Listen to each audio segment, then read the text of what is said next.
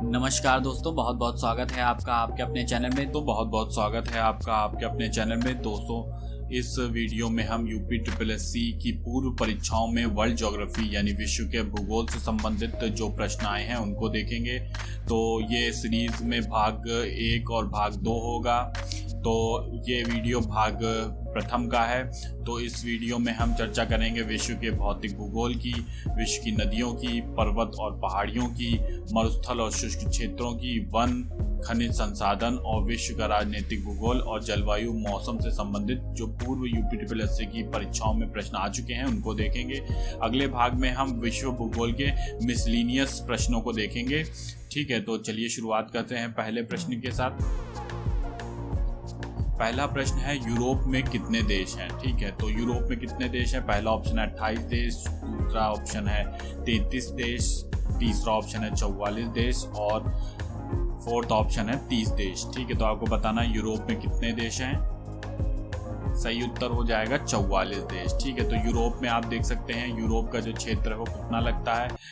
ठीक है, तो यूरोप के इस क्षेत्र में कितने देश हैं? 44 देश हैं। ठीक है,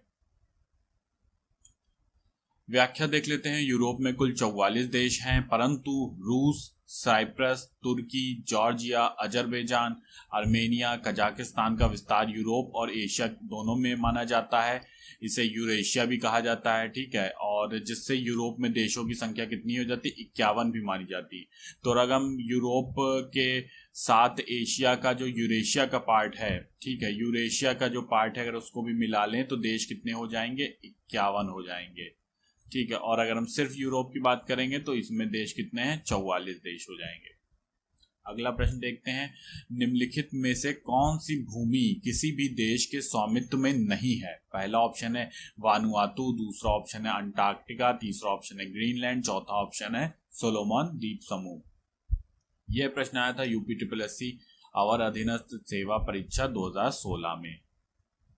चलिए उत्तर देखते हैं। उत्तर हो जाएगा आपका अंटार्कटिका। ठीक है, तो आप देख लीजिए इसमें ग्राफिक्स में कि अंटार्कटिका कहाँ पे है। तो आप देख सकते हैं कि सबसे दक्षिणी पोल, साउथ पोल में जो है अंटार्कटिका है। और आप थोड़ा सा और देख सकते हैं कि अंटार्कटिका को अगर आप पृथ्वी के दक्षिणी ध्रुव से देखेंगे तो किस प्रकार का दिखेगा कि इसमें एक तरफ पैसिफिक ओशियन है। ठीक है, फिर आप ये देखेंगे कि ये साउथ अमेरिका का हिस्सा लगता है। उसके बाद आप देखेंगे कि ये अफ्रीका का हिस्सा है। फिर उसके बाद आप देखेंगे कि इधर इंडियन ओशियन है, इधर देख सकते हैं अटलांटिक ओशियन है, और आप देखेंगे इधर ऑस्ट्रेलिया का हिस्सा लगता है। तो इन सब के बीच में क्या है? साउथ पोल में अंटार्कटिका है। ठीक है, तो थोड़ा सा ध्यान रखिए कि क्योंकि ये इस तरह के प्रश्न पीसीएस में भी आ सकते हैं और इससे आपको ज़्यादा मैप के थ्रू, ग्राफिक्स के थ्रू देखने में क्या होता है कि मुख्य प्रश्न के साथ साथ अदर प्रश्न भी आपके तैयार हो जाते हैं। चलिए आगे बढ़ते हैं। ठीक है, तो अब हम अदर भी देख लेते हैं। जैसे कि आपने देखा होगा ऑप्शन में सोलोमन आइलैंड का जिक्र हुआ था और वनुआतू का भी जिक्र हुआ था। ठीक है, तो इनको भी देख लेते हैं कहाँ पे अवस्थित हैं ये।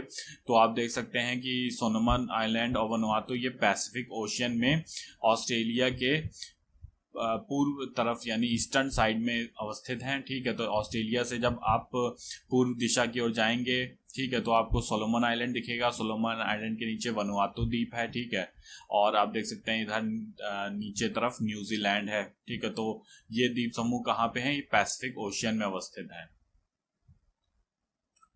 अगला प्रश्न है, इनमें से कौन सा महाद्वीप सही ढंग से अपने सबसे बड़े देश क्षेत्र से मेल खाता है? पहला ऑप्शन है एशिया, इंडिया।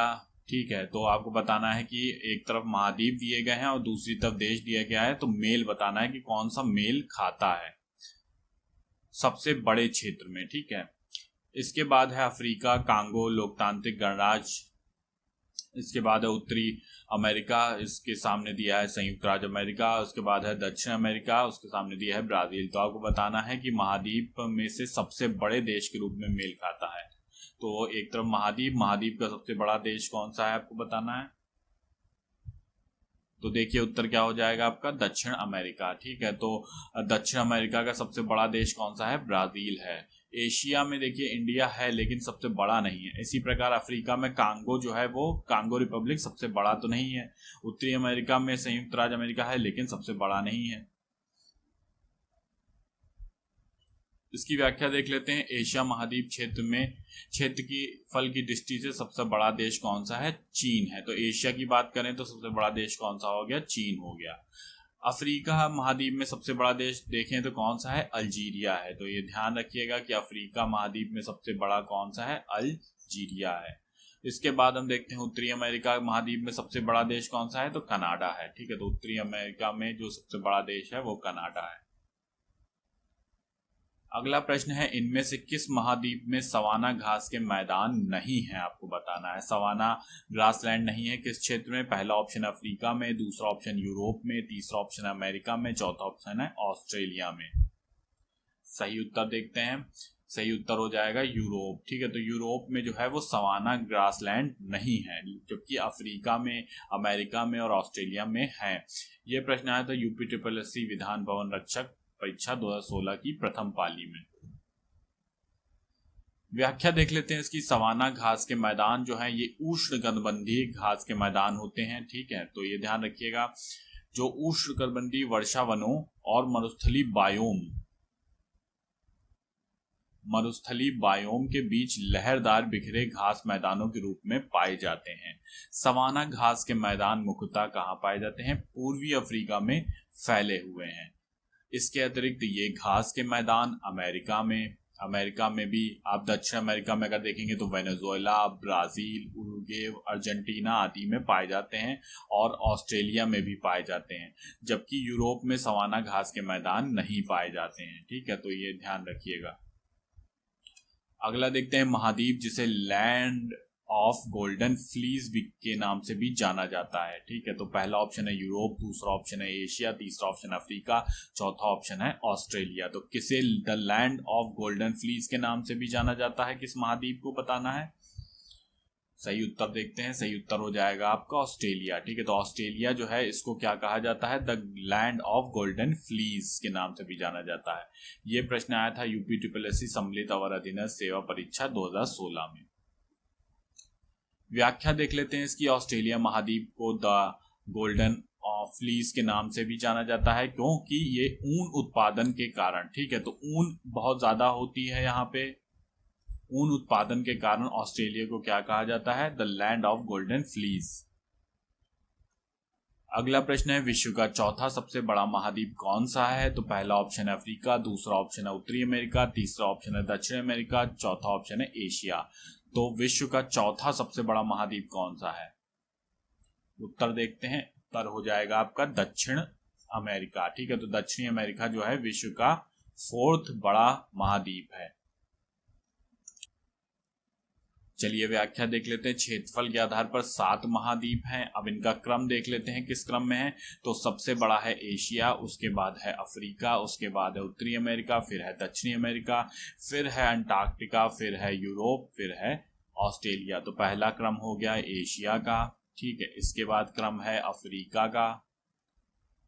ठीक है, तो एशिया हो गया, अफ्रीका हो गया, फिर नॉर्थ अमेरिका हो गया, फिर चौथे नंबर पे आपका क्या है? साउथ अमेरिका है। उसके बाद आपका 5वें नंबर पे है अंटार्कटिका। ठीक है, इसके बाद है आपका यूरोप। ठीक है, फिर अंत में कौन सा है? ऑस्ट्रेलिया। ठीक है, तो इस तरह आप क्रम याद रख सकते हैं। Asia, Africa, north America, south America, Antarctica, Europe और ऑस्ट्रेलिया। अब इसमें सबसे छोटा भी आप जरूर ध्यान रखिए, कभी कभी छोटा पूछ लिया था, छोटा महाद्वीप कौन सा है? तो ऑस्ट्रेलिया है। कितने महाद्वीप हैं? 7 हैं। अगला प्रश्न देखते हैं, पृथ्वी पर सबसे बड़ा महाद्वीप कौन सा है? तो आपका पहला ऑप्शन है एशिया, दूसरा यूरोप, तीसरा अफ्रीका, चौथा है दक्षिणी अमेरिका। तो अभी हमने चर्चा की थी, कौन सा हो जाएगा? उत्तर होगा आपका एशिया। ठीक है, तो एशिया सबसे बड़ा है। एशिया के बाद अभी हमने बताया था कि अफ्रीका 2nd नंबर पे है, दूसरा है। इसके बाद नॉर्थ अमेरिका है, फिर साउथ अमेरिका है। ठीक है, फिर अंटार्कटिका है, फिर यूरोप है, उसके बाद ऑस्ट्रेलिया है। पृथ्वी की सबसे बड़ा महाद्वीप क्षेत्रफल और जनसंख्या दोनों में ही एशिया महाद्वीप है। एशिया महाद्वीप का क्षेत्रफल जो है आपका 44.58 मिलियन वर्ग किलोमीटर है और जनसंख्या यहाँ लगभग कितनी है? लगभग 4.436 बिलियन। अगला प्रश्न है, निम्नलिखित में से कौन दुनिया का सबसे बड़ा नदी द्वीप है? तो नदी द्वीप बताना है कौन सबसे बड़ा है। पहला ऑप्शन है दीवार द्वीप गोवा में, दूसरा ऑप्शन है क्विबल द्वीप तमिलनाडु में, तीसरा ऑप्शन है मुनरो द्वीप केरल में, चौथा ऑप्शन है माजुली द्वीप असम में। ठीक है, तो उत्तर देखते हैं। उत्तर हो जाएगा आपका, सही उत्तर क्या होगा, माजुली द्वीप। ठीक है, और ये असम में है। ठीक है, आप यहाँ पे ग्राफिक्स में देख सकते हैं कि माजुली द्वीप कैसा दिखाई पड़ता है। तो ये सबसे बड़ा नदी द्वीप है और ये किस पे है, ये ब्रह्मपुत्र नदी पर है। ठीक है, तो ये भी ध्यान रखिएगा। और ये कहाँ पे है, ये असम में है। ठीक है, तो सबसे बड़ा नदी द्वीप है, ये दुनिया का सबसे बड़ा नदी द्वीप। और ये प्रश्न आया था यूपी SSC कनिष्ठ सहायक परीक्षा 2019 की द्वितीय पाली में। माजुली द्वीप ब्रह्मपुत्र नदी के मध्य में स्थित विश्व का सबसे बड़ा ताजे पानी का नदी द्वीप तंत्र है। ये असम राज्य में स्थित है। अगला प्रश्न देखते हैं, निम्नलिखित में से कौन सा विकल्प हिंद महासागर में दूसरा सबसे बड़ा द्वीप है। ठीक है, तो दूसरा बताना है आपको, सबसे बड़ा द्वीप कौन सा है हिंद महासागर का। ठीक है, पहला ऑप्शन है ग्रेडे टेरे, दूसरा ऑप्शन है श्रीलंका, तीसरा ऑप्शन है जांजिबारा, चौथा ऑप्शन है सुकुत्रा।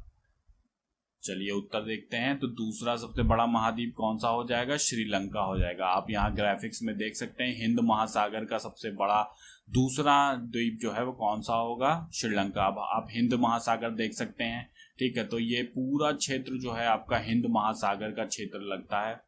ठीक है, तो हिंद महासागर काफी बड़ा सागर है। अब आपसे ये पूछा गया था कि ये दूसरा सबसे बड़ा नदी द्वीप है। अगर आपसे पूछा जाता कि पहला नदी द्वीप सबसे बड़ा कौन सा है, तो आपका उत्तर क्या होता कि हिंद महासागर का सबसे बड़ा जो द्वीप है, हिंद महासागर का सबसे बड़ा द्वीप कौन सा है, मेडागास्कर है। ठीक है, तो ये आप देख सकते हैं यहाँ पे कि ये कहाँ पे स्थित है, यहाँ पे हिंद महासागर का सबसे बड़ा द्वीप कौन सा हो गया, मेडागास्कर। ठीक है, इसको ध्यान रखिएगा। अगला प्रश्न है, ग्रीनलैंड कहाँ स्थित है। पहला ऑप्शन है दक्षिण प्रशांत में, दूसरा ऑप्शन है हिंद महासागर में, तीसरा ऑप्शन है कैरेबियन सागर में, चौथा ऑप्शन है उत्तरी अटलांटिक में। तो ग्रीनलैंड आपको बताना है कहाँ पर स्थित है।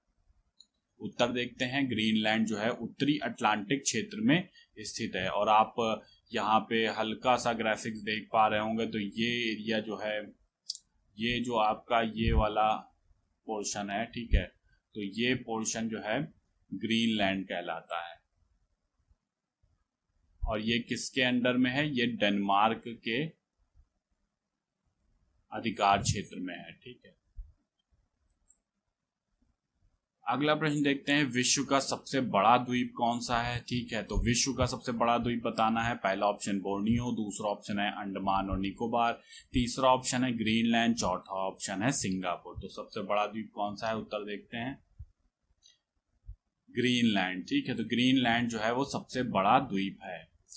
व्याख्या देख लेते हैं, विश्व का सबसे बड़ा द्वीप कौन सा है, ग्रीनलैंड है, डेनमार्क में के अधिकार क्षेत्र में। इसके बाद क्रमिक रूप से कौन सा है, बोर्नियो है, अंडमान निकोबार है तथा सिंगापुर का स्थान है ऑप्शन के हिसाब से। ठीक है, तो ग्रीनलैंड अभी हमने बताया, आप ग्रीनलैंड की ग्राफिक्स यहाँ पे देख सकते हैं, मैप में देख सकते हैं, ये जो है वो ग्रीनलैंड का क्षेत्र है।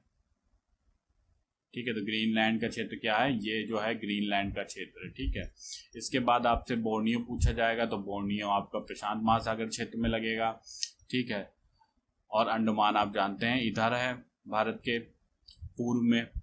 और इसके बाद बच्चा सिंगापुर, तो सिंगापुर भी आप यहाँ मैप में देख सकते हैं कि इस क्षेत्र में। अगला प्रश्न है, ग्रेनाडा स्थित है। ग्रेनाडा आपको बताना है कहाँ पर स्थित है।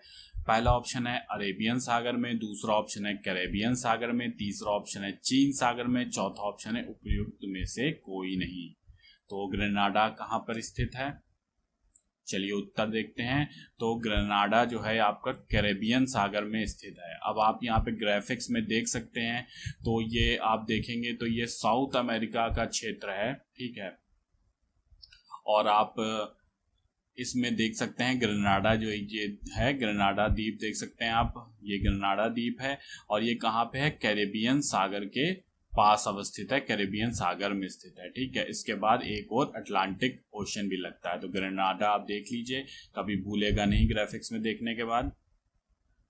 चलिए व्याख्या देख लेते हैं। ग्रेनाडा जो है ये दक्षिणी पूर्वी कैरेबियन सागर में स्थित एक द्वीपीय देश है।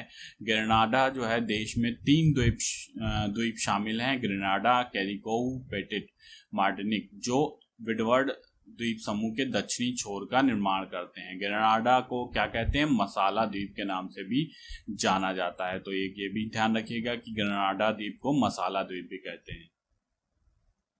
अगला प्रश्न है, डेन्यूब नदी का उद्गम किस देश में है? पहला ऑप्शन है हंगरी, दूसरा ऑप्शन जर्मनी, तीसरा ऑप्शन रोमानिया, चौथा ऑप्शन है ऑस्ट्रिया। तो बताना है डेन्यूब नदी का उद्गम कहाँ है। यह प्रश्न आया था यूपी ग्राम विकास अधिकारी परीक्षा 2018 की चतुर्थ पाली में। चलिए उत्तर देख लेते हैं। तो डेन्यूब नदी का उद्गम कहाँ पे है? ये है आपका जर्मनी में उद्गम है। ठीक है, तो हम देख सकते हैं यहाँ पे जर्मनी कहाँ पे अवस्थित है। फ्रांस के बाद आप देखेंगे कि ये क्षेत्र जर्मनी का है।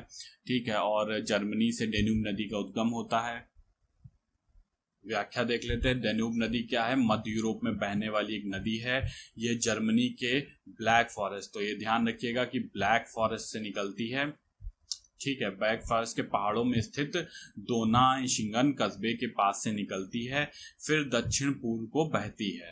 डेन्यूब नदी जो है ये 10 देशों से होकर बहती है। तो आपको ये भी ध्यान रखना है कि ये कितने देशों से बहती है? 10 देशों से। और इसमें कौन कौन से हैं? जर्मनी है, ऑस्ट्रिया है, स्लोवाकिया है, हंगरी है, क्रोएशिया है, सर्बिया है, बुल्गारिया है, मोल्डोवा है, यूक्रेन है, रोमानिया। ठीक है, वोल्गा नदी के बाद डेन्यूब नदी जो है यूरोप की दूसरी सबसे लंबी नदी है। तो यूरोप की अगर आपकी नदियां पूछी जाएंगी तो उसमें सबसे लंबी नदी है वोल्गा। ठीक है, और उसके बाद सेकंड नंबर पे है आपकी डेन्यूब। और अगर ये पूछा जाए सब सर्वाधिक देशों से बहने वाली नदी कौन सी है, तो ये आपकी डेन्यूब नदी होगी, जो कि 10 यूरोपीय देशों से बहती है। चलिए ग्राफिक्स में इसको थोड़ा सा और देखते हैं। तो ग्राफिक्स में आप देख सकते हैं जर्मनी का क्षेत्र है। ठीक है, तो जर्मनी यहाँ पे है, और आप देखेंगे कि जर्मनी के ब्लैक फॉरेस्ट के पास से ये नदी निकलती है। फिर ये नदी जाती है आपका ऑस्ट्रिया में जाती है। ठीक है, ऑस्ट्रिया अगर आप देख पा रहे हो, ऑस्ट्रिया के बाद ये नदी जाती है आपके स्लोवाकिया में प्रवेश करती है। स्लोवाकिया से होते हुए फिर ये हंगरी में प्रवेश करती है। आप देख सकते हैं हंगरी के बुडापेस्ट भी यहाँ पर अवस्थित है। इसके बाद आप ये देखेंगे कि हंगरी से होते हुए ये क्रोएशिया में जाती है। क्रोएशिया से आगे बढ़ती हुई ये फिर आपका क्रोएशिया के बाद ये प्रवेश करती है आपकी यूगोस्लाविया में। फिर इसके बाद ये आगे बढ़ती है, फिर ये रोमानिया के सरहद से निकलती है, बॉर्डर के पास से, फिर बुल्गारिया के पास से निकलती है, फिर उसके बाद ये ब्लैक सी में जाके समाहित हो जाती है। अगला प्रश्न देखते हैं, कौन सी नदी पूर्वी चीन सागर में गिरती है? ठीक है, तो आपको बताना है ईस्ट चाइना सी में जो गिरती है वो कौन सी नदी? पहला ऑप्शन मेकांग, दूसरा पर्ल, तीसरा ऑप्शन है गंगा, चौथा ऑप्शन है यांगसे। ठीक है, तो यांगसे को यांगसी नदी भी कहते हैं। चलिए उत्तर देख लेते हैं। सही उत्तर क्या हो जाएगा? यांगसी। ठीक है, तो यांगसे जो है ये पूर्वी चीन सागर में गिरती है। चलिए व्याख्या देख लेते हैं। यांगसी है, यांगसे नदी पूर्वी चीन सागर में गिरती है, जबकि मेकांग नदी जो है कहाँ? दक्षिण चीन सागर में गिरती है। गंगा नदी जो है बंगाल की खाड़ी में गिरती है। अगला है, निम्नलिखित में से कौन सी नदी विषुवत रेखा को 2 बार पार करती है? तो विषुवत रेखा को 2 बार पार करने से तात्पर्य यहाँ पे यह है कि विषुवत रेखा दी है उसको 2 बार काटने से मतलब है कि एक बार काटा उसके बाद दोबारा भी काटा। ठीक है, तो 2 बार पार करती है। पहला ऑप्शन है अमेजन, दूसरा है नील, तीसरा है कांगो, चौथा है नाइजर। तो सही उत्तर आप चलिए देखिए, सही उत्तर क्या हो जाएगा? कांगो। ठीक है, तो कांगो नदी जो है वो विषुवत रेखा को 2 बार पार करती है। तो आप देख सकते हैं ये दक्षिण अफ्रीका पूरा जो है अफ्रीका महाद्वीप है। ठीक है, और आप देखेंगे कि ये कांगो कहाँ पे है? कांगो जो है आपका ये है देश। ठीक है, और यहीं से विषुवत रेखा पार करती है। ठीक है, तो विषुवत रेखा जब यहाँ निकलती है यहाँ पे बहती है कांगो देश में, कांगो रिपब्लिक में कांगो नदी। तो ये जो है इस विषुवत रेखा को 2 बार काट देती है। तो ये जो है आपका सही उत्तर होगा कांगो रिवर।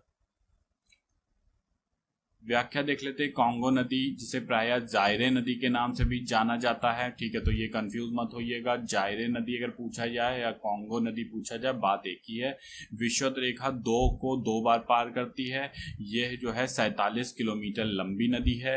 यह नदी नील नदी के पश्चात अफ्रीका की दूसरी सबसे लंबी नदी है। तो ये भी महत्वपूर्ण है ध्यान रखने वाली बात कि नील नदी के बाद अफ्रीका की जो सेकंड नंबर की लंबी नदी है वो कौन सी है, कॉन्गो जायरे नदी।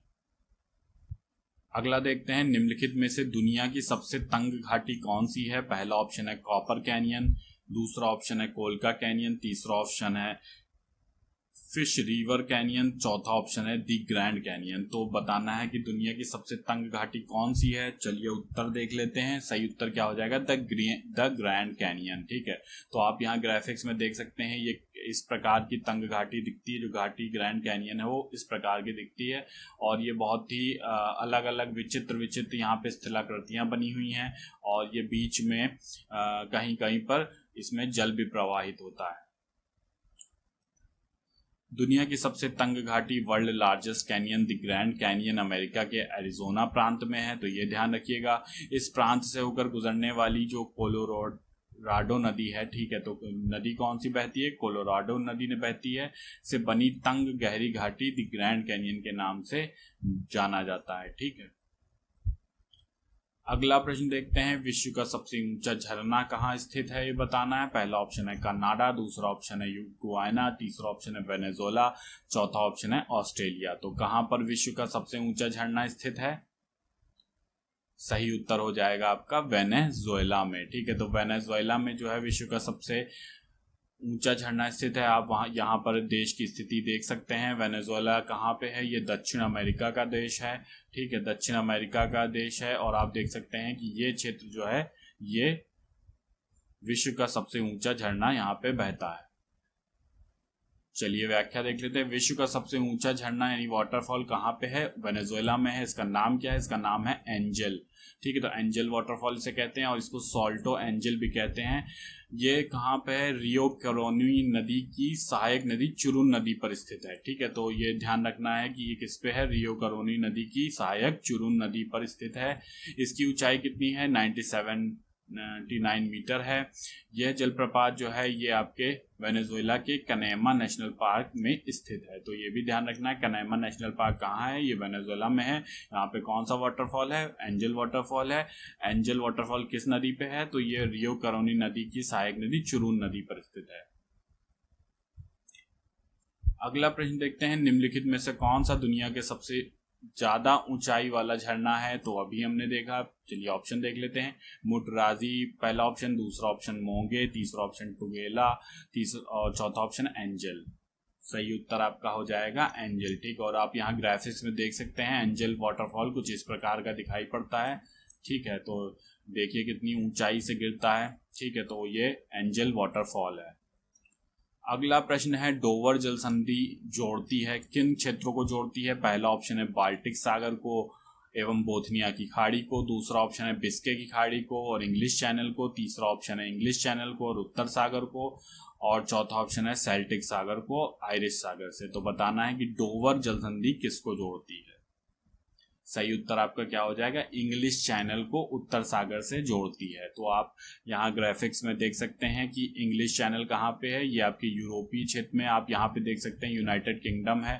ठीक है, और ये लंदन आप देख पा रहे होंगे, ये देख पा रहे होंगे लंदन है। ठीक है, यहाँ पे इंग्लिश चैनल है, इसके नीचे जो है फ्रांस अवस्थित है। ठीक है, फ्रांस की आप ये पेरिस राजधानी देख पा रहे होंगे, फिर यहाँ पे आप जर्मनी देख पा रहे होंगे, और ये वाला जो क्षेत्र है ये है उत्तरी सागर के नाम से जाना जाता है, नॉर्थ ओशियन के नाम से जाना जाता है। ठीक है, और इनको जो यहाँ पे जोड़ती है, कौन सी जोड़ती है, ये जोड़ती है डोवर जल संधि। ठीक है, तो इसको ध्यान रखिएगा। डोवर जल संधि इंग्लिश चैनल यानी दक्षिण पश्चिम को उत्तर सागर यानी उत्तर पूर्व से जोड़ती है। इसके अलावा ये इंग्लैंड को फ्रांस से भी जोड़ती है।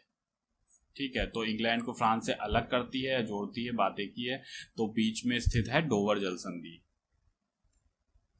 अगला प्रश्न है मैक्सिको की खाड़ी किसके द्वारा अटलांटिक महासागर से जुड़ी है। पहला ऑप्शन है फ्लोरिडा जल संधि के द्वारा, दूसरा ऑप्शन है ओटोरांटो जल संधि के द्वारा, तीसरा ऑप्शन है कुक जल संधि के द्वारा, चौथा ऑप्शन है डोवर जल संधि के द्वारा।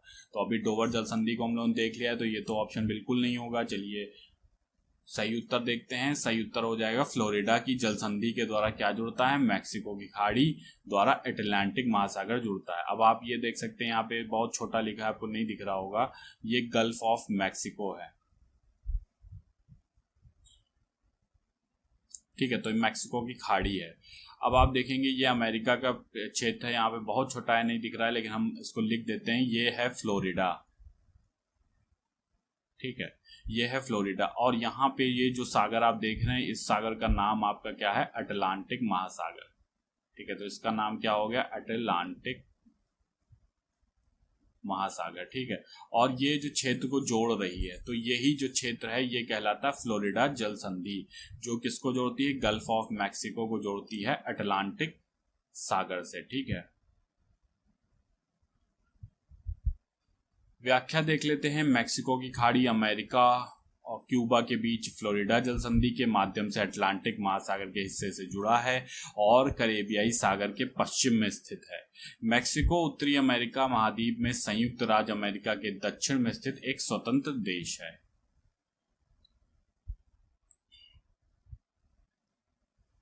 अगला प्रश्न है, यूरोप के उच्चतम पर्वत शिखरों में से एक माउंट एल्ब्रूस कहाँ स्थित है। पहला ऑप्शन है जर्मनी में, दूसरा ऑप्शन है स्विट्जरलैंड में, तीसरा ऑप्शन है रूस में, चौथा ऑप्शन है यूक्रेन में। तो बताइए कहां पर स्थित है माउंट एल्ब्रूस।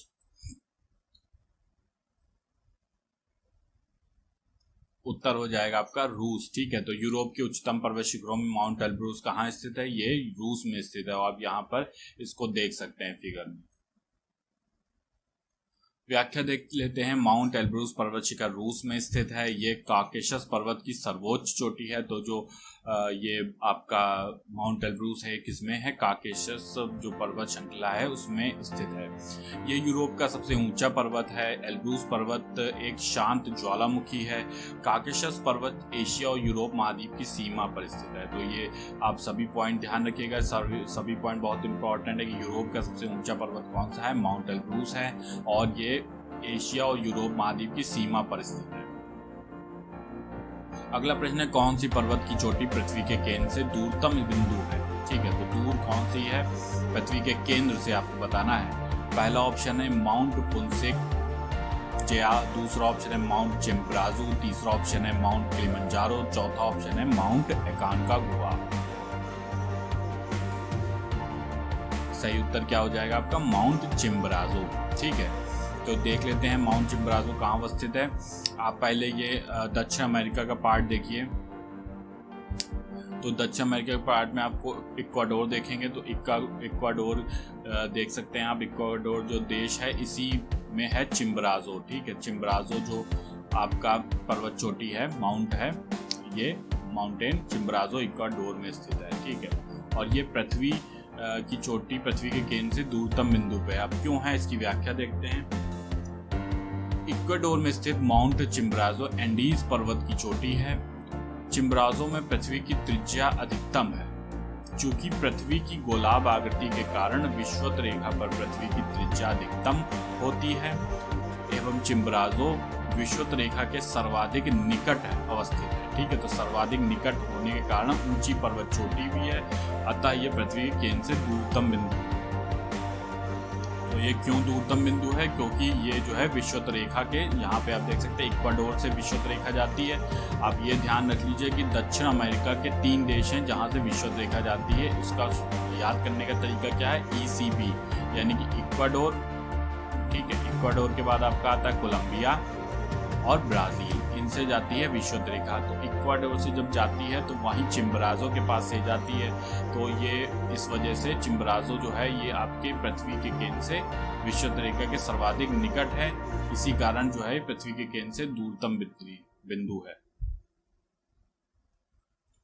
निम्नलिखित में से कौन सा गैर एशियाई उच्चतम पर्वत शिखर है।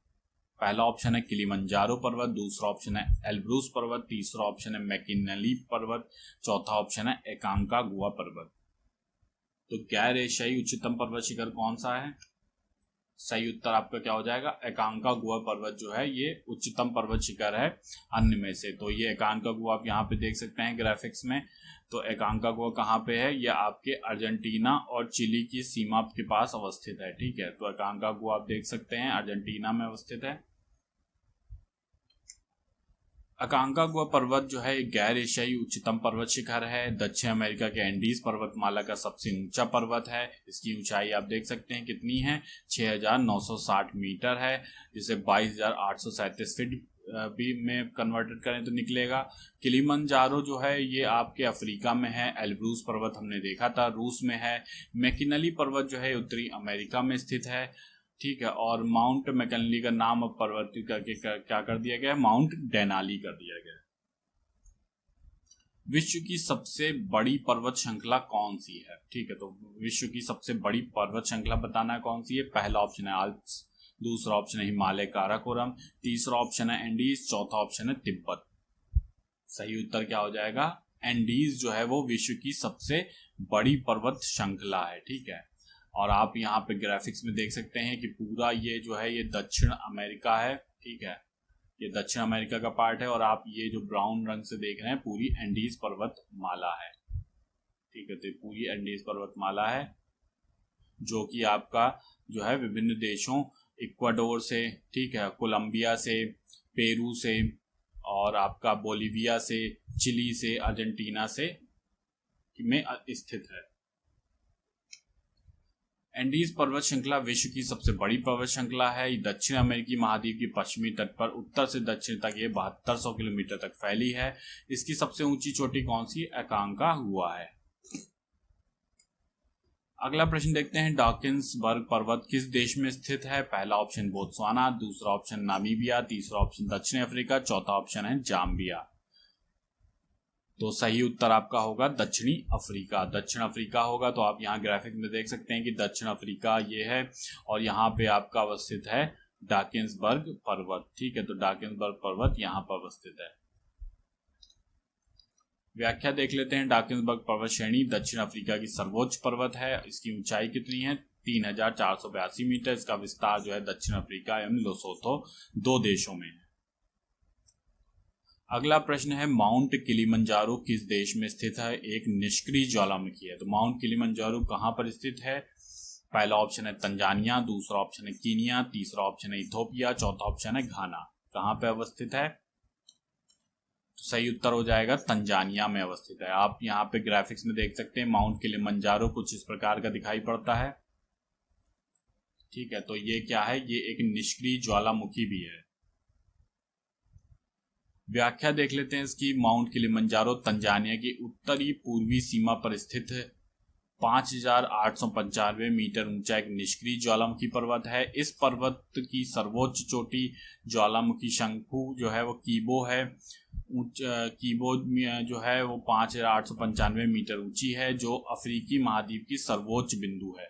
मवेंजी इसकी दूसरी सर्वोच्च चोटी है जो कि ज्वालामुखी शंकु है।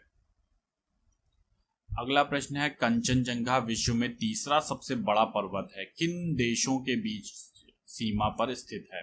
पहला ऑप्शन है भारत और भूटान की सीमा पर, दूसरा ऑप्शन है भारत और चीन की सीमा पर, तीसरा ऑप्शन है भारत और नेपाल की सीमा पर, चौथा ऑप्शन है भारत और तिब्बत के बीच में। यह प्रश्न आया था यूपी कनिष्ठ सहायक परीक्षा 2018 में। उत्तर देख लेते हैं। उत्तर हो जाएगा भारत और नेपाल की सीमा के बीच में स्थित है माउंट कंचनजंगा। ठीक है, तो आप यहाँ ग्राफिक्स में देख सकते हैं माउंट कंचनजंगा आपको इधर दिखाई पड़ेगा। तो आप देख सकते हैं कि एक तरफ ये नेपाल का क्षेत्र है। ठीक है, तो ये नेपाल का क्षेत्र है और उसके जस्ट बगल में भारत का है। तो ये दोनों की सीमा पर अवस्थित है कंचनजंगा। ठीक है, और ये एक चीज और भी है कि ये तीसरा सबसे बड़ा पर्वत है। ठीक है, तो इसको भी ध्यान रखिएगा, भारत और नेपाल की सीमा पर अवस्थित है। व्याख्या देख लेते हैं। हिमालय क्षेत्र में स्थित कंचनजंगा विश्व का तीसरा सबसे ऊंचा पर्वत है, जिसकी ऊंचाई कितनी है, 8,598 मीटर। कंचनजंगा का अर्थ क्या होता है, बर्फ की 5 चोटियां। अगला प्रश्न है, पेंटागोनिया कहाँ स्थित है। पहला ऑप्शन अर्जेंटीना में, दूसरा ऑप्शन है ग्रीस में, तीसरा ऑप्शन है मेडागास्कर में, चौथा ऑप्शन है मंगोलिया में। सही उत्तर आपका हो जाएगा अर्जेंटीना में स्थित है पैटागोनिया। आप यहाँ पे मैप में देख सकते हैं अर्जेंटीना कहाँ का है, दक्षिणी अमेरिका का महाद्वीप का एक देश है अर्जेंटीना, ठीक है। और आप यहाँ पे देख सकते हैं पैटागोनियन डिजर्ट कहाँ पे स्थित है, अर्जेंटीना देश के दक्षिणी क्षेत्र में स्थित है पैटागोनियन का डिजर्ट, ठीक है, पैटागोनियन डिजर्ट स्थित। व्याख्या देख लेते हैं। पैटागोनिया अर्जेंटीना और चिली में विस्तृत शुष्क प्रदेश है। ये एंडीज प्रदेश के गिरिपद में अवस्थित वृष्टि छाया क्षेत्र है।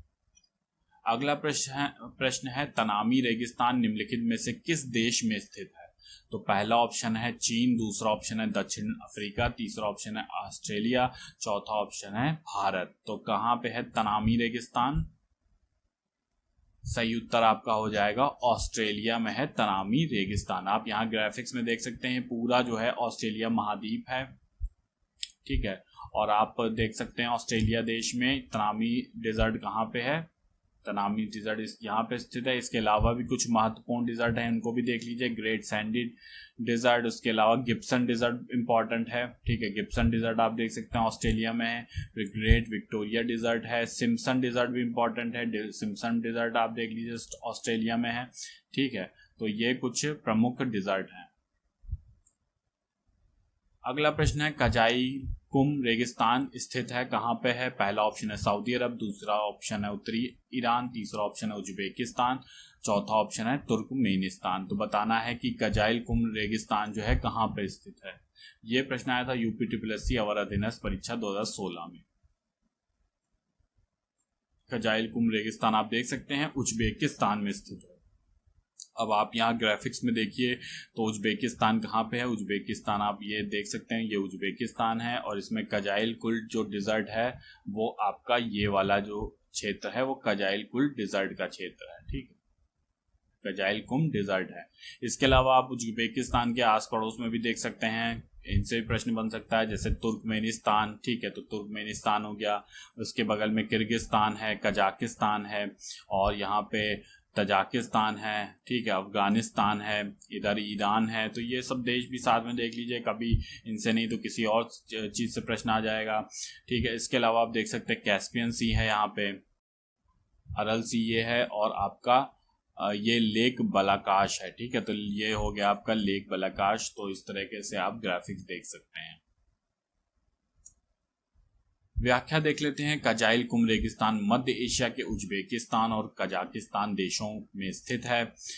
इसका कुल क्षेत्रफल आप देख सकते हैं कि 1,15,000 वर्ग मील है, जो कि लगभग 3 लाख वर्ग किलोमीटर हुआ। यह अरल सागर के दक्षिण पूर्व में सीरदारिया और अमुदारिया नदियों के बीच स्थित है।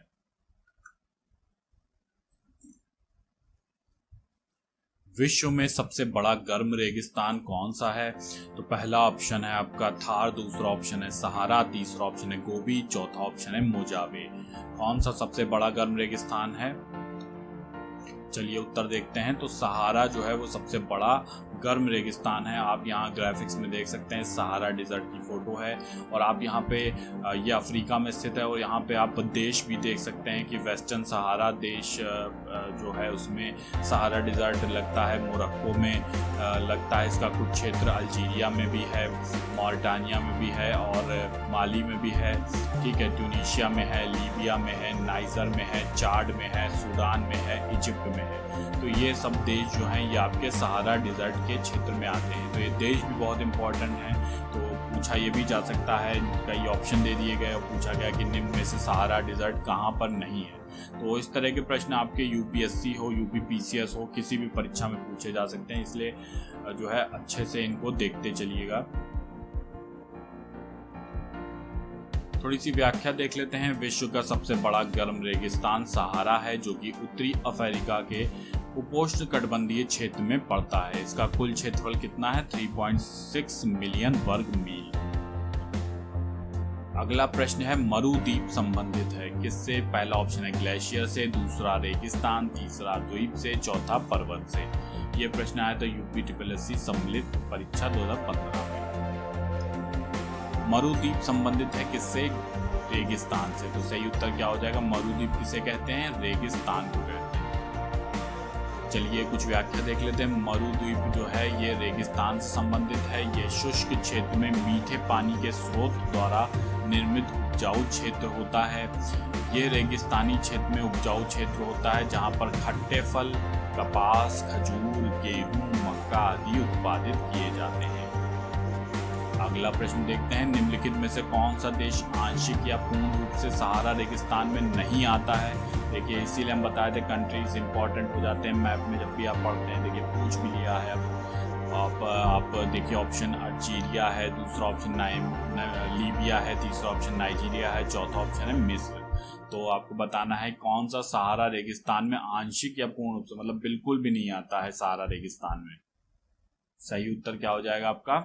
सही उत्तर हो जाएगा नाइजीरिया। ठीक है, तो आप ये देख सकते हैं कि सहारा डिजर्ट में ये सारे देश आते हैं जिनके अब एक बार फिर से हम रिमाइंड कर लेते हैं। Morocco, Algeria, Libya, Tunisia, Egypt, ठीक है, सूडान, एटिया भी थोड़ा थोड़ा सा आता है, चाड, नाइजर, माली, मोरिटानिया, वेस्टर्न सहारा। तो इसमें नाइजीरिया जो है देखिए आप कहीं नहीं है।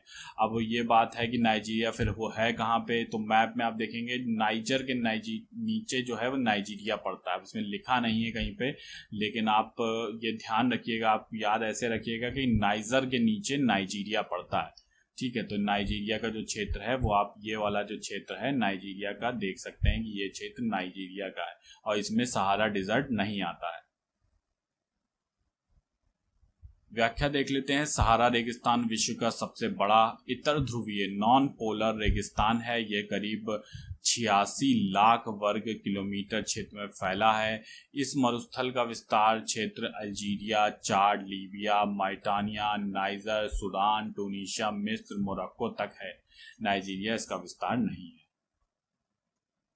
शुष्क हवा सांटाना कहाँ बहती है? ठीक है, तो आपने पढ़ा होगा पवनों के बारे में। तो सांटाना नाम की पवन जो है वो शुष्क हवा वाली पवन है। कहाँ बहती है? पहला ऑप्शन साइबेरिया, दूसरा ऑप्शन अर्जेंटीना, तीसरा ऑप्शन है स्विट्जरलैंड, चौथा ऑप्शन है कैलिफोर्निया। सही उत्तर आपका क्या हो जाएगा? सही उत्तर है कैलिफोर्निया। तो सांटाना कहाँ पे बहती है? कैलिफोर्निया में बहती है। व्याख्या देख लेते हैं। सेंटाना, जिसे सांटाना भी कहते हैं, दक्षिणी कैलिफोर्निया यूएसए में चलने वाली स्थानीय पवन है। सेंटाना जो है चिनूक के समान गर्म एवं शुष्क होती है, परंतु चिनूक के विपरीत सेंटाना पवन पूर्व पश्चिम विस्तृत घाटी में चैनल पवन के रूप में प्रवाहित होती है। अगला प्रश्न है, जहां ऋतु के अनुसार पेड़ों से पत्तियां झड़ जाती हैं उन्हें क्या कहते हैं? पहला ऑप्शन है सदाबहार वन, दूसरा ऑप्शन है शंकुधारी वन, तीसरा ऑप्शन है पर्णपाती वन, चौथा ऑप्शन है उपयुक्त में से कोई नहीं। ठीक है, तो बताना है सही उत्तर। सही उत्तर क्या हो जाएगा? पर्णपाती वन होते हैं जिनको पेड़ों से पत्तियां झड़ जाती हैं।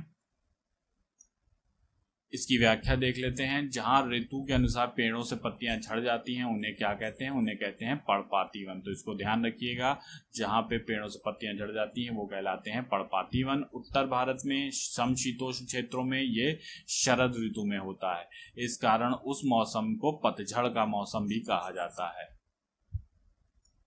अगला प्रश्न है, वर्ष 2014 तक उपलब्ध जानकारी के अनुसार निम्नलिखित में से कौन सा विश्व में टिन का अग्रणी उत्पादक देश है? ठीक है, तो पहला चीन, दूसरा ब्राजील, तीसरा मलेशिया, चौथा है वियतनाम। तो अब यहाँ पे कुछ खनिज से संबंधित प्रश्न शुरू हो गए हैं। अब इन प्रश्नों में क्या होता है कि ये समय के साथ जो है इनका जब डाटा बदलता रहता है, तो आप जब भी ये वीडियो देख रहे हैं तो उस हिसाब से अपना डाटा जो है आप बदलते रहिएगा। तो इसका उत्तर हो जाएगा चीन। ठीक है, तो चीन जो है वो विश्व में टिन का अग्रणी उत्पादक देश है। व्याख्या देख लेते हैं। ये व्याख्या है वर्ल्ड मिलनर प्रोडक्शन 2014-18 के अनुसार है ये रिपोर्ट। 2014 में चीन जो है वो, आपको उत्पादन याद रखने की कोई ज़रूरत नहीं है, टिन उत्पादन में विश्व का शीर्ष उत्पादक देश है। 2018 में भी चीन विश्व में टिन का अग्रणी उत्पादक देश है। टिन के उत्पादन में द्वितीय स्थान पर कौन सा है? इंडोनेशिया है। तृतीय स्थान पर मलेशिया है और 2018 में चीन माइन प्रोडक्शन की दृष्टि से भी टिन उत्पादन में प्रथम स्थान पर है। अगला प्रश्न है 2012 तक उपलब्ध जानकारी के अनुसार विश्व में बॉक्साइट का सबसे बड़ा उत्पादक देश कौन सा है? पहला ऑप्शन ब्राजील, दूसरा भारत, तीसरा ऑस्ट्रेलिया, चौथा इंडोनेशिया। सही उत्तर क्या हो जाएगा? ऑस्ट्रेलिया जो है ये बॉक्साइट का सबसे बड़ा उत्पादक देश है 2012 की जानकारी के अनुसार। अगला प्रश्न देखते हैं, किस देश में यूरेनियम के सर्वाधिक भंडार है? पहला ऑप्शन अमेरिका, दूसरा ऑस्ट्रेलिया, तीसरा ऑप्शन कनाडा, चौथा ऑप्शन है रूस। सही उत्तर आपका होगा ऑस्ट्रेलिया। तो ऑस्ट्रेलिया में यूरेनियम का सर्वाधिक भंडार है। कुछ व्याख्या देख लेते हैं। वर्ल्ड न्यूक्लियर एसोसिएशन के आंकड़ों के अनुसार वर्ष 2019 में ऑस्ट्रेलिया में यूरेनियम का सर्वाधिक भंडार पाया गया। ऑस्ट्रेलिया में विश्व का 28%, कजाकिस्तान में 15%, कनाडा में 9%, रूसी संघ में 8% और अमेरिका में 1% यूरेनियम का भंडार पाया जाता है। अगला प्रश्न देखते हैं, जापान में होन्शु नामक द्वीप किसके लिए प्रसिद्ध है? किस चीज के लिए? पहला ऑप्शन है कोयला, दूसरा ऑप्शन है लॉयस, तीसरा ऑप्शन है तेल, चौथा ऑप्शन है हीरे। सही उत्तर क्या हो जाएगा? तेल के लिए प्रसिद्ध है होन्शु नामक द्वीप।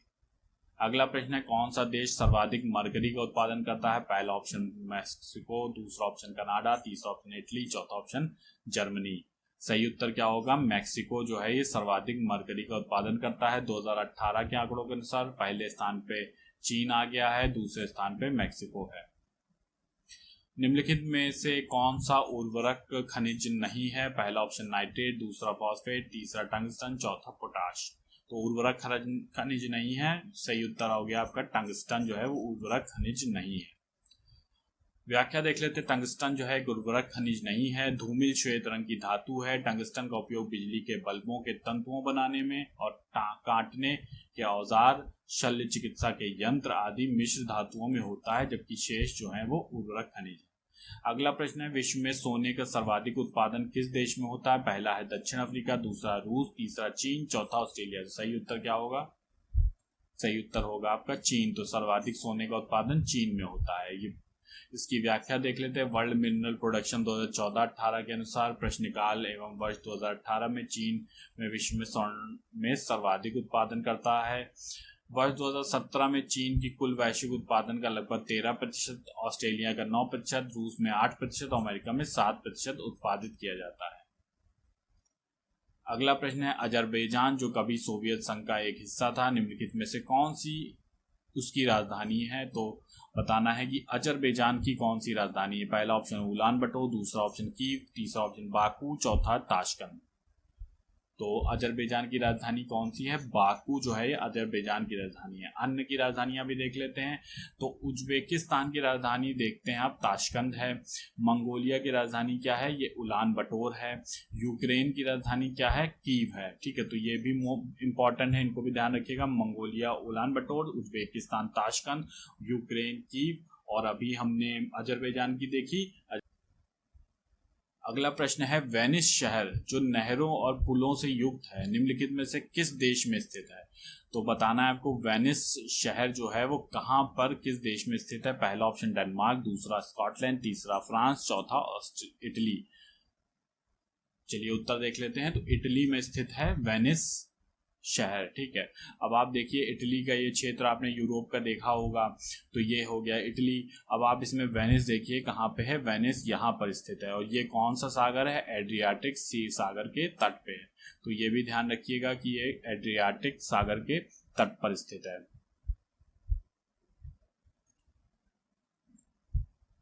तो इसको हम थोड़ा सा और बड़े लार्ज ग्राफिक्स में देख लेते हैं। तो वेनिस को क्यों नदियों पुलों का शहर कहा जाता है? तो आप देखेंगे जो इटली की मुख्य भूमि है वेनिस शहर, उससे ही पुल द्वारा जुड़ा हुआ है, और ये वेनिस शहर है। अब आप इस शहर को अगर आप सही से देखें, अगर डिटेल में देखें, तो ये देखिए पूरा जो शहर है वो सब पूरे शहर में नदी नदी है। ठीक है, तो इसीलिए जो है वेनिस को नदियों और पुलों का शहर कहा जाता है। अब आप देखिए पूरे शहर जो है, पूरा का शहर जो है वो पूरा समुद्र के बीच में स्थित है। ठीक है, और जो है इसी कारण जो है पूरे शहर में जो है जो जल का जो है वो क्षेत्र अंदर तक विस्तृत है। अगला प्रश्न है, निम्नलिखित में से किस देश की समुद्री सीमा भूमध्य सागर पर नहीं है? पहला ऑप्शन है तुर्की, दूसरा फ्रांस, तीसरा ऑप्शन है बेल्जियम, चौथा ऑप्शन है यूनान। तो बताना है कि समुद्री सीमा भूमध्य सागर पर नहीं। तो सबसे पहले हम तो यही देख लें कि भूमध्य सागर कहाँ है। तो मेडिटेरियन सी आप ये देख सकते हैं, ये है भूमध्य सागर। ठीक है, तो ये हो गया आपका भूमध्य सागर का क्षेत्र। अब इसमें आप देख सकते हैं इटली। अभी पहले हम ऑप्शन देख लेते हैं। तो आपके ऑप्शन थे तुर्की, फ्रांस, बेल्जियम, यूनान। ठीक है, तो यूनान को ग्रीस भी कहते हैं, तो आप देखिए ग्रीस तो है, तुर्की, टर्की भी है। इसके बाद कौन से ऑप्शन थे?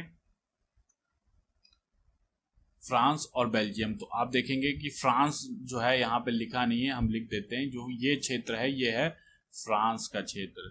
ठीक है, तो फ्रांस जो है इधर लगता है। तो फ्रांस भी आप देखेंगे कि मेडिटेरेनियन सी के ही आसपास है, और ग्रीस भी है और टर्की भी है। कौन सा बचा? तो बेल्जियम जो है वो नहीं है।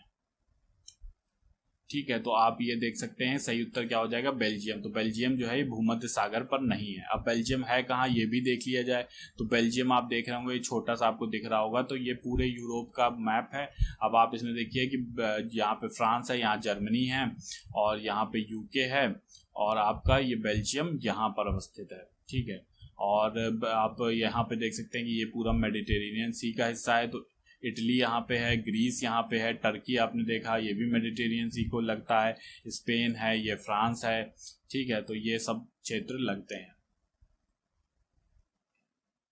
व्याख्या देख लेते हैं। किंगडम ऑफ बेल्जियम उत्तर पश्चिमी यूरोप में स्थित एक देश है। बेल्जियम की समुद्री सीमा उत्तरी सागर में मिलती है। बेल्जियम की सीमा फ्रांस, जर्मनी, लग्जमबर्ग और नीदरलैंड के साथ साझा होती है। तो ये भी ध्यान रखिए, बेल्जियम फ्रांस, जर्मनी, लग्जमबर्ग और नीदरलैंड के साथ लगता है। तुर्की, फ्रांस, यूनान जो है समुद्री सीमा भूमध्य सागर से मिलती है। अगला है निम्नलिखित में से कौन सा एक अल्पाइन देश है। ठीक है, तो पहला ऑप्शन है पोलैंड, दूसरा ऑप्शन है इटली, तीसरा ऑप्शन है स्पेन, चौथा ऑप्शन है यूनान। तो बताना है कि एक अल्पाइन देश है। ये प्रश्न आया था यूपी मंडी परिषद परीक्षा 2018 की द्वितीय पाली में। चलिए उत्तर देखते हैं। तो इटली जो है वो एक अल्पाइन देश है। तो अल्पाइन देश होते कौन से हैं? ऐसे देश जो एल्प्स पर्वतमाला में स्थित हैं। ठीक है, तो एल्प्स पर्वतमाला आप यहाँ पे ग्राफिक्स में देख सकते हैं। इसमें कौन कौन से देश आते हैं? इसमें आता है फ्रांस, इसमें आता है स्विट्जरलैंड, लिंचेस्टाइन, ठीक है, ऑस्ट्रेलिया, स्लोवेनिया और इटली। ठीक है, तो इस प्रकार ये सारे देश आते हैं, जबकि पोलैंड नहीं आता है एल्प्स पर्वतमाला में, स्पेन भी नहीं आता है, और यूनान यानी ग्रीस भी नहीं आता। व्याख्या देख लेते हैं इसकी। कुछ आल्प्स पहाड़ों के आसपास स्थित देशों को अल्पाइन देश के रूप में संदर्भित किया जाता है। 1991 में अल्पाइन कन्वेंशन द्वारा परिभाषित अल्पाइन देशों में 8 देशों को शामिल किया गया। तो ये बहुत इंपॉर्टेंट है, इसको भी ध्यान रखिए। Italy, France, Austria, Switzerland, Liechtenstein, Germany, Slovenia और मोनाको, ये सब देश कौन से देश हैं? ये सब एल्प्स देश हैं। इन देशों में ऑस्ट्रिया और स्विट्जरलैंड के पास पहाड़ी कवरेज का सबसे बड़ा क्षेत्र है। तो आप यहाँ पे पुनः एक बार देख सकते हैं, एल्प्स पर्वतमाला जो है फ्रांस में है, स्विट्जरलैंड में है, ऑस्ट्रिया में है, स्लोवेनिया में है, इटली में है। ठीक है, तो कुल मिला के 8 देशों में आपको ये ध्यान रखना है। अगला है इनमें से कौन सा जो है यूरोपीय देश है। तो पहला हो गया बुल्गारिया ऑप्शन, दूसरा ऑप्शन है सूडान, तीसरा है बेनिन, चौथा है घाना। तो कौन सा एक यूरोपीय देश है? सही उत्तर क्या हो जाएगा? बुल्गारिया जो है वो एक यूरोपीय देश है। तो चलिए सबसे पहले देखते हैं बुल्गारिया है कहाँ पे। तो आप ये देख सकते हैं कि ये पूरा यूरोप ही क्षेत्र है, और इसमें आप ये इटली हो गया, इधर ग्रीस का आप ये वाला पार्ट देखेंगे तो ये है ये वाला रीजन, और इसमें आप देखेंगे कि ये ग्रीस हो गया, ये टर्की हो गया। बुल्गारिया कहाँ पे? बुल्गारिया इधर है आपका। ठीक है, ये हो गया आपका बुल्गारिया, और इसकी राजधानी क्या है? सोफिया है। और आप इसको देख सकते हैं, एक तरफ ब्लैक सी है और दूसरी तरफ एजियन सी है। ठीक है, तो लेकिन एजियन सी से बुल्गारिया की क्षेत्र नहीं छूता है, लेकिन ब्लैक सी के पास में, ब्लैक सी के तट पर है। ठीक है, तो इसके अलावा हम ये भी देख लेते हैं कि सूडान, बेनिन और घाना कहाँ पे हैं। ठीक है, तो आप इस मैप में देख सकते हैं कि सूडान कहाँ पे है। तो सूडान का क्षेत्र आप देख सकते हैं कि अफ्रीका के इस क्षेत्र को आप देख सकते हैं, सूडान हो गया। ठीक है, इसके बाद आप देख सकते हैं घाना कहाँ पे है। तो घाना आपका ये अफ्रीका के इस क्षेत्र में हो गया। अब बचा बेनिन। ठीक है, तो बेनिन कहाँ पे है? इसको थोड़ा सा और बड़ा करके देखते हैं। तो बेनिन आपका ये हो गया घाना के टोगो के बाद है आपका बेनिन। ठीक है, तो ये बेनिन भी ध्यान रखिएगा। इसकी व्याख्या देख लेते हैं। बुल्गारिया यूरोप महाद्वीप का एक देश है। इसकी राजधानी क्या है? सोफिया है। इसके पूर्व में काला सागर अवस्थित है। बुल्गारिया लेव इसकी आधिकारिक मुद्रा है। अगला प्रश्न है, दुनिया का सबसे छोटा देश कौन सा है? पहला ऑप्शन नेपाल, दूसरा वेटिकन सिटी, तीसरा ऑप्शन है मालदीव, चौथा है श्रीलंका। सही उत्तर देखते हैं तो सही उत्तर हो जाएगा आपका वेटिकन सिटी। ठीक है, तो वेटिकन सिटी के विषय में कुछ व्याख्या देख लेते हैं। वेटिकन सिटी यूरोप महाद्वीप में स्थित एक देश है। वेटिकन सिटी पृथ्वी पर सबसे छोटा स्वतंत्र देश है। इसका क्षेत्रफल कितना है? 44 हेक्टेयर। इटली के शहर रोम में स्थित है ये।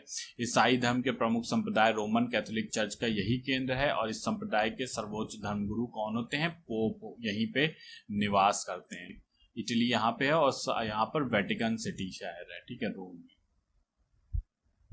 विश्व में क्षेत्रफल के आधार पर सबसे छोटा देश कौन सा है? ठीक है, तो क्षेत्रफल के आधार पर सबसे छोटा देश कौन सा हो गया? ऑप्शन है सिंगापुर, मकाऊ दूसरा, तीसरा ऑप्शन है वेटिकन सिटी, चौथा ऑप्शन है मालदीव। सही उत्तर आपका क्या हो जाएगा? Vatican city. अब यहाँ पे आप बड़े ग्राफिक्स में देख सकते हैं वेटिकन सिटी कहाँ पे है। तो ये देखिए क्षेत्र जो है इटली का क्षेत्र है। इटली के रोम में स्थित है वेटिकन सिटी। ठीक है, तो ये आप बड़े क्षेत्र में देख सकते हैं। और इटली के एक तरफ जो है टिरेनियन सी है और दूसरी तरफ है एड्रियाटिक सी। अगला प्रश्न है, निम्न में से सर्वाधिक सीमा वाला देश कौन सा है? पहला ऑप्शन चीन, दूसरा ब्राजील, तीसरा कनाडा ऑप्शन, चौथा ऑप्शन भारत। सबसे ज्यादा सर्वाधिक सीमा वाला देश मतलब ऐसा देश जिसकी सीमा सर्वाधिक देशों से लगती है। सही उत्तर क्या हो जाएगा आपका? तो चीन जो है वो सही उत्तर है। चीन की सीमा कितने देशों से लगती है? 14 देशों से। आप यहाँ पे ग्राफिक्स में देख सकते होंगे कि ये चाइना का क्षेत्र है और ये रशिया से, इसका मंगोलिया, इधर कजाकिस्तान, इधर इंडिया, मतलब इस तरह करीब करीब 14 देशों के साथ इसकी सीमा लगती है। सर्वाधिक वार्षिक वर्षा वाला कहाँ होती है? सर्वाधिक वार्षिक वर्षा कहाँ होती है? पहला ऑप्शन है कैनेडियन शील्ड में, दूसरा ऑप्शन है अमेजन बेसिन में, तीसरा ऑप्शन है गंगा बेसिन में, चौथा ऑप्शन है साइबेरियाई मैदान में। तो सर्वाधिक वर्षा कहाँ पर होती है? सही उत्तर क्या हो जाएगा आपका? अमेजन के बेसिन में होती है सर्वाधिक वर्षा। व्याख्या देख लेते हैं। सर्वाधिक वार्षिक वर्षण यानी प्रेसिपिटेशन अमेजन बेसिन में होता है। यहाँ औसतन वार्षिक वर्षा कितनी है? 200 सेंटीमीटर है। यह बेसिन विषुवत रेखीय प्रदेश में पड़ता है जिसमें यहाँ वर्ष भर वर्षण होता है। इसके अतिरिक्त गंगा बेसिन में औसतन वार्षिक वर्षण 110 सेंटीमीटर होता है, जबकि कैनेडियन शील्ड और साइबेरियन मैदान में अल्प वर्षण यानी कम वर्षण होता है। अगला प्रश्न है, धुंध जो नमी के बड़े कणों से बना होता है कहलाता है? पहला ऑप्शन कोहरा, दूसरा ऑप्शन ओस, तीसरा ऑप्शन बादल, चौथा ऑप्शन है उपयुक्त में से कोई नहीं। सही उत्तर क्या हो जाएगा? कोहरा। ठीक है, तो कोहरा जो होता है ये धुंध जो कि नमी के बड़े कणों से बना होता है। इसके अलावा कोहरे में क्या होता है? तो कोहरा क्या होता है? वायुमंडल की निचली परत में विद्यमान छोटी छोटी, ठीक है, छोटी छोटी जल की बूंदों और धुआं अथवा धूल कणों की जो सघन राशि होती है जिससे अदृश्यता उपस्थित होती है उसे क्या कहते हैं? उसे कोहरा कहते हैं।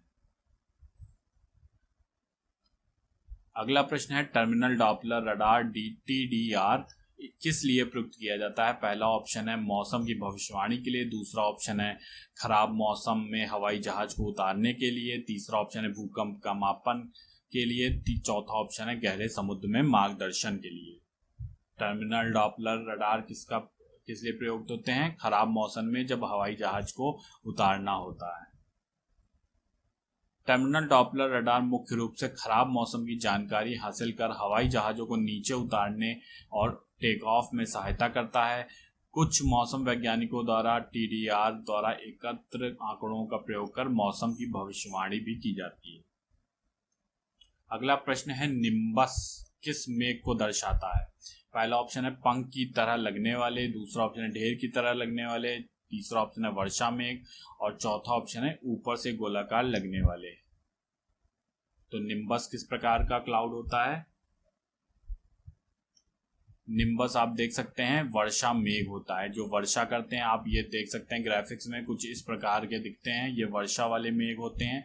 और ये प्रश्न आया था UPSSC सम्मिलित अवर अधीनस्थ परीक्षा 2016 में।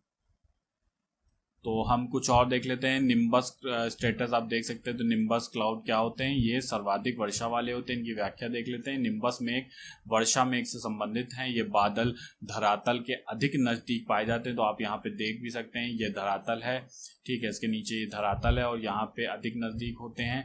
काले रंग के ये घने बादल किसी भी आकार के हो सकते हैं। इस बादल से वर्षण उत्पन्न होता है जो कि धरातल पर बारिश, ओला, बर्फबारी आदि रूप में पहुंचाता है। निम्बस एक लैटिन शब्द है जिसका अर्थ है वर्षा मेघ यानी वर्षा का तूफान। अगला प्रश्न है, दुनिया को समय क्षेत्रों में बांटा गया है। तो समय क्षेत्र कुल कितने हैं बताने हैं, कुल कितने संख्या इन समय क्षेत्रों की। पहला ऑप्शन है 12, दूसरा ऑप्शन 24, तीसरा ऑप्शन 48, चौथा ऑप्शन है 6।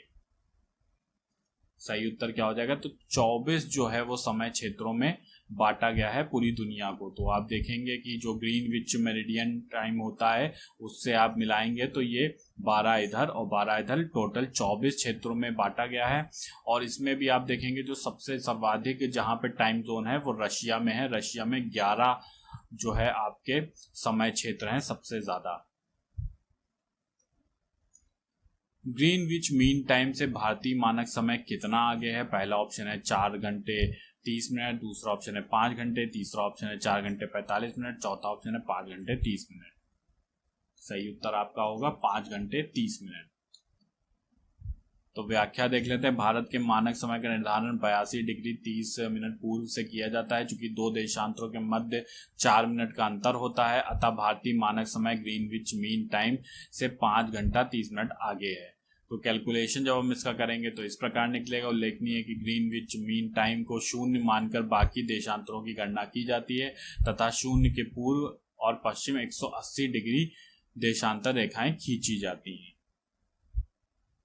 अगला देखते हैं, ग्लोब पर टाइम जोन की शुरुआत का प्रतीक है और किसी भी देश के समय जीएमटी के आगे या पीछे देश के घंटों की संख्या को मापने का समय है।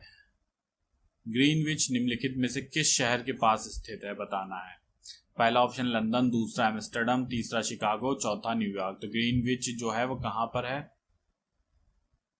ग्रीनविच जो है वो लंदन शहर के पास अवस्थित है। तो इसकी व्याख्या देख लेते हैं। विश्व को 24 समय जोनों में विभाजित किया गया है। यह विभाजन ग्रीनविच मीन टाइम व मानक समय में 1 घंटा अर्थात 15 देशांतर के अंतराल के आधार पर है। ग्रीनविच मीन टाइम 0 डिग्री देशांतर से में गुजरता है जो ब्रिटेन के लंदन शहर के पास होकर गुजरता है। अब आप इसमें ग्राफिक्स में देख सकते हैं ग्रीनविच जो है वो कहाँ पे, ये आप देख सकते हैं, ये जो है ग्रीनविच है और बार बार जिक्र कर रहे हैं लंदन के पास में। तो लंदन देखिए आप यहाँ पे है, ठीक है, तो लंदन से ही देखिए ग्रीनविच इतना दूरी पे है। अब एक बहुत महत्वपूर्ण प्रश्न है जो कभी पूछा जा सकता है परीक्षा में कि ग्रीनविच जो है किस नदी के किनारे है। तो ये क्वेश्चन कभी यूपीएससी है, यूपीपीसी से कभी पूछा जा सकता है। तो ग्रीनविच जो है ये थेम्स नदी के किनारे है, ठीक है, थेम्स नदी जो है उसके किनारे है ग्रीनविच। तो दोस्तों ये यूपीएससी द्वारा वर्ल्ड ज्योग्राफी से पूछे गए प्रश्नों की श्रृंखला का भाग 1 था। इसके बाद आप भाग 2 देखना ना भूलें, भाग 2 इसके बाद आएगा, ठीक है। तो भाग 2 में मिलते हैं, तब तक के लिए धन्यवाद।